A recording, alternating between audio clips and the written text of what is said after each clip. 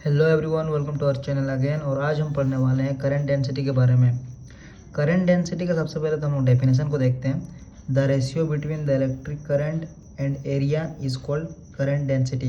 यानी कि current density बताता है कि कोई भी कंडक्टर में कितना एरिया में कितना करंट पास हो रहा है।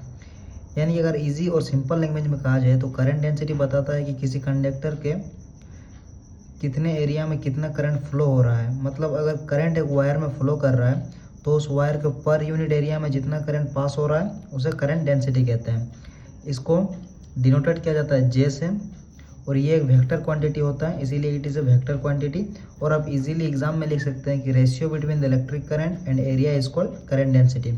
इसको आप इजीली लिख सकते हैं कि जे ये एक वेक्टर क्वांटिटी है तो वेक्टर का साइन भी लगेगा, इक्वल टू आई बाई ए, यानी कि करंट पर यूनिट एरिया, यानी कि कितना करंट फ्लो हो रहा है पर यूनिट एरिया में।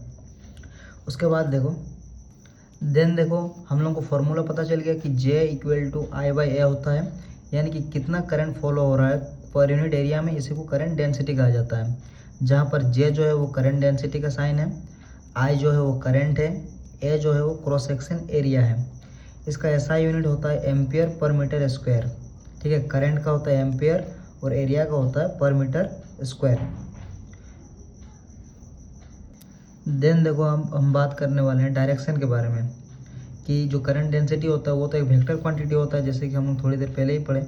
तो अगर वो एक वेक्टर क्वांटिटी होता है तो उसका डायरेक्शन क्या होता है, along the current and opposite to the flow of electron. यानी कि करंट डेंसिटी का डायरेक्शन उधर ही होता है जिधर इलेक्ट्रिक करंट का डायरेक्शन होता है, और इलेक्ट्रॉन के ऑपोजिट होता है। यानी कि आपको पता है कि जिधर भी इलेक्ट्रॉन फ्लो करता है उसके ऑपोजिट में करंट बनता है, तो जिधर करंट बनता है उधर ही हमारा करंट डेंसिटी का भी डायरेक्शन होता है।